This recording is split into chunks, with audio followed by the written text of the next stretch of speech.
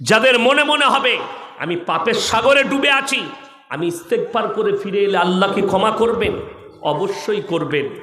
আজকে আমাদের কষ্টটা কোথায় জানেন?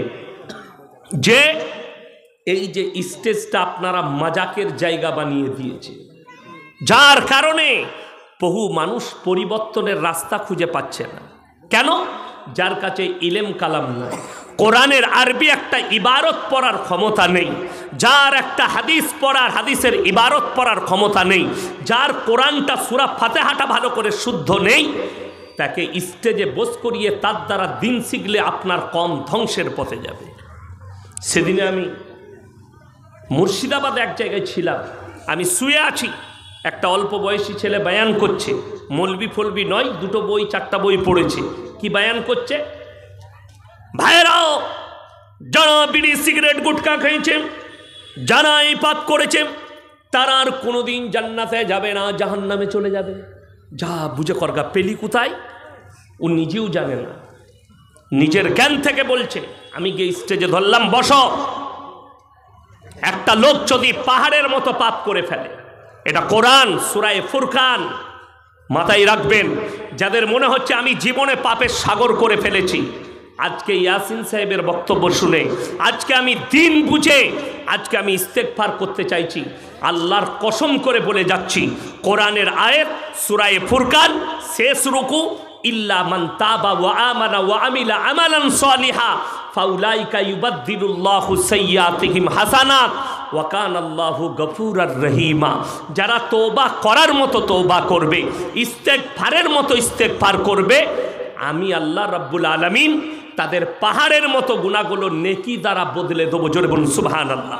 এটা কোরআন, এই কোরআনকে আপনি কাটতে পারবেন না। জিন্দেগিতে আপনি জানেন না, আপনি মদের নিশায় ডুবেছিলেন, আল্লাহ আপনাকে হিদায়েত দিয়েছে, আপনি ইস্তেগফার করেছেন, আপনার বিগত জীবনের পাপগুলো ক্ষমা করে দিবে। একটা উদাহরণ দিই, দুটো রকমের পাপের দুটো কন্ডিশন আছে। কটা বললাম? দুটো। নাম্বার 1 জেনে পাপ, নাম্বার 2 না জেনে পাপ। একটা অমুসলিম ভাই, সে যে শিরকের পাপ করছে, আল্লাহ ব্যতীত অপরের উপাসনা করছে, এটা জেনে না না জেনে? না জেনে। সে আল্লাহ সম্পর্কে জানিই না, সে দিন সম্পর্কে জানিই না। ওই জন্যে সে কি করছে?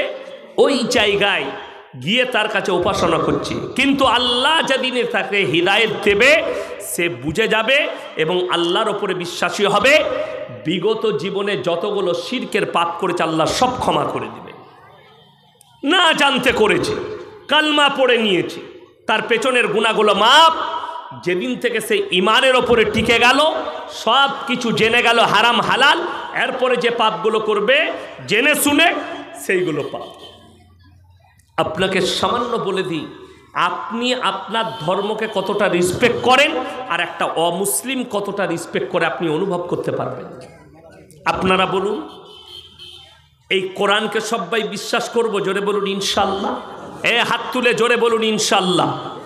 কোরআনের প্রতি যদি বিশ্বাস আপনার আছে, পৃথিবীতে একটা কিতাব দেখান, কোনো মৌলবীর লেখা, মুহাদ্দিসের লেখা, মুকাররিরের লেখা, মুফাসসিরের লেখা, কোনো সাহিত্যিক জ্ঞানীগুণীর এমন একটা বই দেখান, বইয়ের শুরুতে কিংবা শেষে লিখেছে আমার বইয়ের মধ্যে কোনো রকমের ভুল থাকার কোনো সন্দেহ নাই। এটা পৃথিবীতে কেউ লিখতে পেরেছে আজ পর্যন্ত? আল্লাহর কসম করে বলে যাচ্ছে, কিয়ামতের সকাল পর্যন্ত কোনো মৌলবী যদি লেখে, সে গুমরা। কোন আলেম যদি তাফসীরের কিতাব লেখে, শেষে তাকে লিখতে হবে আল্লাহু আ'লামু বিস-সাওয়াব, আমার জানাটুকু লিখলাম, সঠিকটা আল্লাহই জানে। তার মানে ওখানে ভুল থাকতে পারে, মাথায় রাখবে।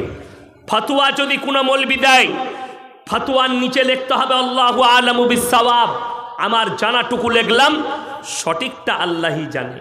কিন্তু আল্লাহর কসম করে বলছি, কোরআন এমন এক মুকাদ্দাস কিতাব, এই কোরআন মজিদের ভেতরে আল্লাহ রাব্বুল আলামিন সূরা বাকারার প্রথমেই বললেন, জালিকাল কিতাবু লা রাইবা ফি, আমার এই কোরআনে বিন্দুমাত্র সন্দেহের কোনো অবকাশ নেই। জোরে বলুন সুবহানাল্লাহ।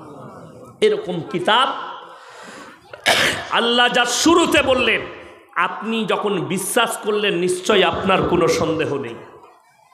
ইমানদারির সঙ্গে বলবেন, সুদ খাওয়া হারাম না হালাল? হারাম। কে জানেন না যে হারাম সে হাত তুলে দাঁড়ান। সবাই, সব মুসলিমরাই জানে না? জানে না বর্তমানে হারাম? সবাই জানে। তাহলে আশা করি আপনাদের এখানে এই এলাকায় একটাও সুদখোর নাই, তাই তো? মুসলিমদের মধ্যে আছে সুদ খায়? এরপর বুঝলেন, আপনাকে দুটো কথা বুঝায় কমফর্ম। সে বলছে আমি মুসলিম, নবীকে ভালোবাসি, সে জানে সুদ খাওয়া হারাম, অথচ সেই লোকটা সুদ খাচ্ছে। কোরআনে স্পষ্ট আছে ওয়াহাল্লাল্লাহুল বাইয়া ওয়া হাররামার রিবা, সুদ তোমাদের জন্য হারাম, ব্যবসাকে হালাল করেছি।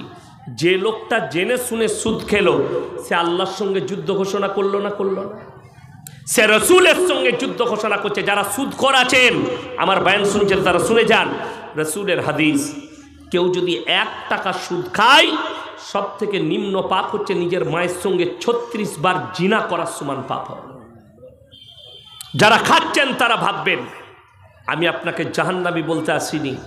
আপনি যদি কালকে ইস্তেগফার করে ফিরে যান, আল্লাহ বিগত জীবনের গুনাহগুলো মাফ করে দিবে। আপনি কোরআনকে উপেক্ষা করে খাচ্ছেন। ইসলামে মদ হারাম না হালাল? কথা বলে হারাম। আপনাকে আমি মালদা ডিস্ট্রিক্টে দেখিয়ে দেবো মুসলমান মদও খাচ্ছে, মদও বেচছে। ঠিক বললাম না ভুল বললাম? তাহলে এই লোকটা জেনে শুনে রসুলের সঙ্গে যুদ্ধ ঘোষণা করছে, আল্লাহর সঙ্গে যুদ্ধ ঘোষণা করছে। আপনি জানেন, আপনি এই 34 নম্বর জাতীয় সড়কে চাপেন, যাবার সময় ডান হাতে পড়বে, আসার সময় বাঁ হাতে বহরমপুর থেকে পলসন্ডা মোড়, যাবার সময় পলসন্ডা মোড়ের আগে পেট্রোল পাম্পের গায়ে আছে পাপ্পুদা ধাবা, একটা আপনার রেস্টুরেন্ট হোটেল। 2 ভাই পাঞ্জাবি বসে আছে, তাদের ওখানে গিয়ে ভালো করে বোর্ডটা দেখবেন। তারা জানে আমরা যেখানে ব্যবসা করছি এটা মুসলিম প্রধান এরিয়া, মুসলমানদের বসবাস বেশি, আমার খদ্দের বেশি মুসলিম হবে, তাইতে বোর্ড লাগিয়েছে না এখানে মদ খাওয়া যাবে না, মদ বিক্রি আছে, সব নিষেধ। শুধু এটাই নয়, তার হোটেলে বোর্ড দিয়ে আছে 10 থেকে 12টা টেবিলে বোর্ড লাগানো আছে নো স্মোকিং, ওখানে বসে ধূমপান করাও যাবে না। আমি মাঝে মাঝে দাঁড়াই, চা খাই, নাস্তা করি, আপনাকে দেখিয়ে দেবো। সে জানে ইসলাম ধর্মে মদ নিষিদ্ধ, মদ হারাম, আর আমি যেখানে ব্যবসা করছি এখানে মুসলিম বেশি, অথচ তার থেকে 10 কিলোমিটারের মাথায় মুসলিমদের হোটেল দেখিয়ে দেবো, হারামখোর মদও খাচ্ছে, মদও বেচছে। তাহলে আল্লামা ইকবালের কথা কত সত্য, ইস ঘর কো আগ লাগি ঘর কি চিরাগ সে। মুসলমান, তোমরা নিজেদের ঘরে নিজেরা আগুন ধরিয়েছ, অপরকে গালি দিয়ে লাভ নেই।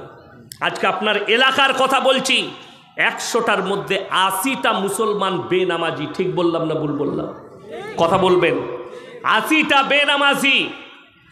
আশা করি আজকের যে জলসা কমিটি ভাইয়েরা জলসা দিয়েছে এরা সব 5 ওয়াক্তের নামাজি, তাই তো? কই তাদের লুকিয়ে হাসছে, দেখো, বড় কষ্ট লাগে। এই জলসাটা কামিয়াব তখন হবে, এই জলসায় বরকত তখন হবে, এই জলসার বক্তাদের দোয়া তখন কবুল হবে যদি এই কমিটিওয়ালারা 5 ওয়াক্তের নামাজি। যারা নেই, আমি বলবো আজ থেকে নিয়ত করুন ফজর থেকে যেন নামাজ কাজা না হয়। রসুলের হাদিস, যার নামাজ নেই তার ইসলাম নেই। আমাদের সমাজের অনেক ভদ্রলোক আছে, নামাজ পড়ে না, রোজা রাখে না, কিন্তু চায়ের দোকানের ফুটানি আলাদা। আবে নামাজ না পড়তে পারি, গ্রামে আমার মতো লোক পাবি না। এই মাল আছে না নাই? গাধা আছে। চায়ের দোকানে বলে তারা নামাজ না পড়তে পারি, আমার মতো ভালো লোক পাবি না। তাদেরকে অনুরোধ করে বলে যাচ্ছি, সেই বেনামাজিরা এই কোরআনটা শুনবেন। আমার আগে শুকুর ভাই বলে দিলেন জাহান্নামে যাবে নামাজ না পড়লে বেনামাজি। বলল না? দলিল দিতে হবে, কিভাবে যাবে, কখন যাবে, কেমন করে যাবে। বেনামাজি সে জানে না, কিন্তু শেষ জিন্দেগিতেও যদি সে বুঝতে পারে, আজকে জলসা শুনলেন একজন চাচা 60 বছর বয়স, সে জানলো নামাজ না পড়লে গুনাহ হবে, আমাকে জাহান্নামে যেতে হবে, কিয়ামতে হিসেব লাগবে, সে যদি কাল থেকে নামাজ শুরু করে দেয় বিগত গুনাহ মাফ হবে, সে এই নামাজটাই তার কাজে লেগে যাবে। জোরে বলুন সুবহানাল্লাহ। শেষ আমলটাই আল্লাহর কাছে গুরুত্ব, শেষ ভালো তার, সব ভালো তার। আপনার মৃত্যুর সময় কলমা পড়লে ওইটাই হচ্ছে, জানতে হবে লোকটা মারাত্মক লোক বলেই আল্লাহ কালমা নসিব করেছে, তার মানে তার জীবনে আমল চলে এসছে। চলুন, কিয়ামতের দিনে দুটো লাইন হবে, একটা জাহান্নামীদের, একটা জান্নাতীদের। জান্নাতীরা জান্নাতে প্রবেশ করবে, জাহান্নামীরা জাহান্নামের রাস্তায় যাবে। কোরআনে আছে জাহান্নামীদিকে জান্নাতীরা দাঁড় করাবে, কি বলে? ফি জান্নাতি ইয়াতাসাআলুনা আনিল মুজরিমিনা মা সালাকাকুম ফি সাকার। তোমরা কেন জাহান্নামে যাচ্ছ? তোমরা বলতে আমরা ভালো লোক, তোমরা বলতে আমরা ভদ্রলোক, আজকে তোমরা জাহান্নামে। তাদের এক নম্বর উত্তর যেটা আসবে, মারাত্মক উত্তর, ক্বালু লাম নাকু মিনাল মুসাল্লিন, আমরা নামাজি মুসল্লিদের মধ্যে ছিলাম না, এক নম্বর। দুই নম্বর, ওয়ালাম নাকু নুতিমুল মিসকিন, আর আমরা মিসকিনকে খানা খাওয়াইতে উৎসাহিত করতাম না। এখানে আর একটা আয়াত আছে সূরায়ে নিসায়, এই মিসকিন এলো, আর একটা দল জাহান্নামে যাবে। তার মারাত্মক কারণ, সে নামাজ পড়বে, তাহাজ্জুদ পড়বে, সব করবে, কিন্তু মালটা কিয়ামতের দিনে ফের পড়বে। তারা কারা? ওয়া আতুল ইয়াতামা আমওয়ালাহুম ওয়া লা তাতাবাদদালুল খাবিসা বিত-তাইয়্যিব ওয়া লা তাকুলু আমওয়ালাহুম ইলা আমওয়ালিকুম ইন্নাহু কানা হুবান কাবীরা। তোমরা এতিমের মালের সঙ্গে তোমাদের মালকে ওদল বদল করে লিও না, এতিমের মালকে ভক্ষণ করো না। দু ভাই, ভাই মারা গেছে, ভাইপো আছে, ভাইয়ের মালগুলোকে ভক্ষণ করে নেওয়া, ভাইপোকে বঞ্চিত করে দেওয়া। এই লোক যদি কাবা ঘরে তাহাজ্জুদ পড়ে, আল্লাহর কসম তার কবরের আযাব আর কিয়ামতের দিনে পুরো পৃথিবীর মলবি দোয়া করে পার করাতে পারবে না। চ্যালেঞ্জ, আল্লাহ নিষেধ করলেন অদল বদল করো না। কারুর যদি আমল কম থাকে, আপনার ভাই মারা গেছে, ভাইপোর সম্পত্তিগুলো রুখে নিয়ে চাষ করে দেখাশোনা করে, ভাইপো 18 বছর বয়স হয়েছে, বাবা তোর আব্বা মারা গেছিল, ভাই এই দেখ তোর ব্যবসাটা আমি দেখতাম, এত টাকা জমিয়ে ব্যবসাটাই এই ডেভেলপ করে দিয়েছি, তোর এই টাকা, এই জায়গা, এই দেখো দলিলপত্র তোমার নামে করে দিলাম, এরপরে তুমি সামালো। এই লোকটার আমল যদি একটু কমজোর হয়, তারপরও জান্নাতে চলে যাবে খালি এতিমের মাথায় হাত রাখার কারণে। বড় কষ্ট লাগে। তারা বলবে আমরা মিসকিনকে খানা খাওয়াইতাম না, আল্লাহ তাই জাহান্নামে পাঠিয়েছে। ওয়া কুন্না নাখুদু মাল খায়দিন, এটা মারাত্মক, প্যাথেটিক। যারা বেনামাজি শুনবেন, অনেক লোক আছে আমাদের সমাজে, তারা নামাজি দিকে দেখে, দাড়ি টুপিওয়ালাকে দেখে হাসি ঠাট্টা মজাক করে। তারা বলবে আমরা দাড়ি টুপি নামাজি মুসল্লিদের মজাক উড়াতাম, আল্লাহ তাই আমাদিকে জাহান্নামে পাঠিয়েছে। ওয়া কুন্না নুকাজ্জিবু বিয়াউমিদ্দিন, আর আমরা বিচারের দিবসকে মিথ্যা বলে মনে করিতাম, আল্লাহ তাই আমাদিকে জাহান্নামে পাঠিয়েছে। সেদিন আর কোনো উপায় থাকবে না। আমার ভাই, সবাই নিয়ত করুন 5 ওয়াক্তের নামাজি হব, জোরে বলুন ইনশাআল্লাহ। নামাজ ছাড়ো না ছাড়ে, হার হালতে যেখানে থাকবেন নামাজ পড়ুন। আমার ভাই, আমার কচি কাঁচা আমার মা বোন, নামাজ কেউ জিন্দেগিতে ছাড়বেন না। নামাজ রোজার পাবন্দি করুন। আজকে বড় কষ্ট লাগে, বেঈমান কাফের পৃথিবীর ইহুদি নাসারা এরা এমন জাল ছুঁড়েছে, সেই জালে মুসলিমরা ফেসে গেছে। তা না হলে আপনাকে বলে দিই, আপনাদের এলাকায় বর্ডার আছে, আপনি যান বর্ডারে, যে বিএসএফরা আছে, পাঞ্জাবিদের বিএসএফ পাবেন। পাঞ্জাবিরা পুলিশের চাকরি করে, বিএসএফের চাকরি করে, তারা মুখেতে দাড়িও রেখেছে, মাথায় পাগড়িটাও রেখেছে। আর আজকে 100টা মুসলমানের মধ্যে 80টা মুসলমান দাড়ি চাচা। ঠিক বললাম না ভুল বললাম? নিজে থেকে সেলুনে গিয়ে দাড়ি চাচ্ছে। তুমি ভেবে দেখো, তোমার থেকে বড় রসুলের দুশ্মন কে হতে পারে? আরে মরদের বহিঃপ্রকাশ পাওয়া যায় দাড়ির দ্বারা। আর যারা দাড়ি মোছ চেঁচে দেয় তাদের কিচ্ছু লয়, খালি প্যান্ট জামা খুলে শাড়ি পরিয়ে দেন, দুটোই সেম। কথা বুঝতে পারেননি? হিজড়া আর এদের মধ্যে কোনো পার্থক্য নাই। মরদ তো সে যার মুখে দাড়ি থাকবে। আরে আমার দাড়ি বেরোয়নি তাই ইউটিউব ফেসবুকে অনেক ভণ্ড বলছে আর মায়ান শোনা যাবে না, দাড়ি বেরোয়নি। তা আমি কি করব? তোর ওষুধ থাকলে দিয়ে যা, মালগুলো একটু বার করি। আমার আর কি করার আছে? দাড়ি বেরোয় না। এইসব ইনাদের দাড়ি দেখে আমার লোভ হয়, এত সুন্দর সুন্দর দাড়ি। আল্লাহ আমাকে দাড়ি দেয়, আর যাদিকে দিয়েছে সে মাল রাখে নাই, কান মতো চেপে দিয়েছে। শুনেলেন, যারা দাড়ি চাচ্ছেন, দাড়ি চাচ্ছে তাদের স্কিনটা দেখেন, আর যারা দাড়ি রেখেছে তাদের স্কিনটা আসমান আর জমিনের ফারাক আছে। দাড়ি চাচনেওয়ালা তার স্কিন নষ্ট হয়ে যাবে। আর আমাদের দেখেন, আর শাহরুখ খান, সালমান খান, আতিশ দিকে কাদা লেপতে হয়, কাদা।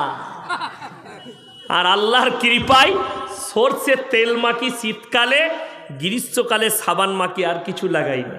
কি মনে হচ্ছে আমি সোনো, পাউডার, ঠোঁট পালিশ লাগিয়ে স্টেজে বসেছি? গাল পালিশ লাগাইছি?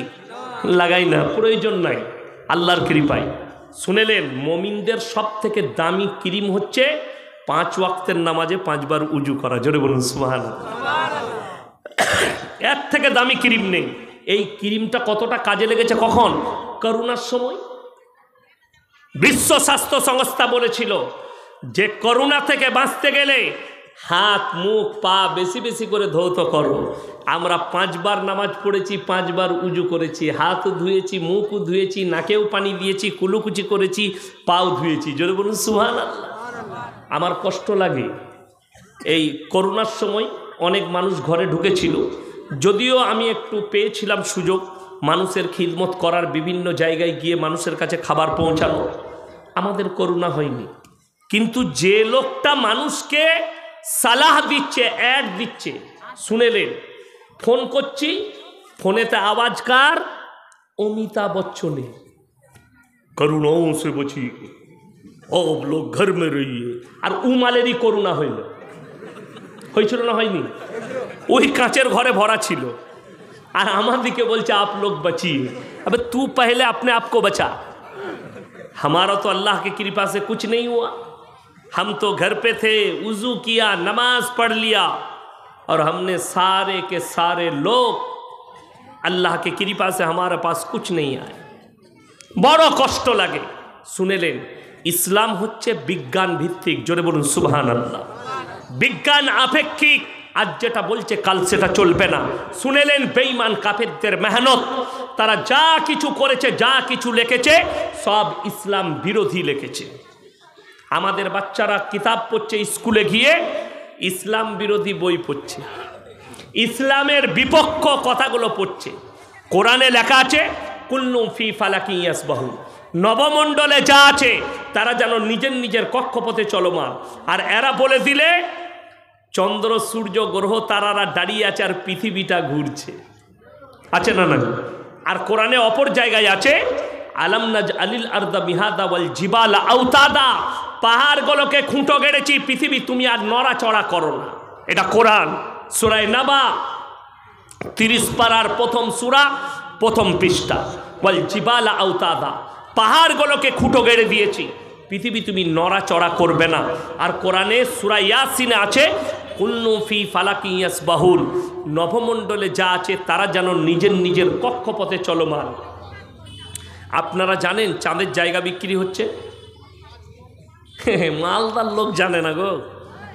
হ্যাঁ, কিন্তু আপনি আমি কিনতে পারবো না। কে কে কিনছে? Shahrukh Khan, Salman Khan, Amitabh Bachchan, big B, Donald Trump, Modi ji, Jogi ji, बड़ बड़ नेतारा, अंबानी, आदानी। কেন? পৃথিবীতে যুদ্ধ হবে, পরমাণু যুদ্ধ, তৃতীয় বিশ্বযুদ্ধ হবে, পরমাণু যুদ্ধ। বাঁচার লেগে আমরা চাঁদে পালিয়ে যাব, মরে তো এরাই মরবে। কিন্তু এই হারামখোররা তো আর কোরআন জানে না। আল্লাহ তাআলা ধ্বংস করবেন পৃথিবীকে, আমরা জমিনের ওপরে আছি। রেওয়ায়েতে আছে জমিনটা ধরে আল্লাহ এইভাবে পাল্টাবেন, সমতল করবেন গোটা পৃথিবীকে। এটা কোরআন এবং হাদিস। কিয়ামতের ময়দান তৈরি হবে, তৃতীয়বার সিংগায় ফুঁক দিবেন, মানুষ মাটি ফেরে কবর থেকে উঠে দাঁড়িয়ে যাবে জীবিত হয়ে। আর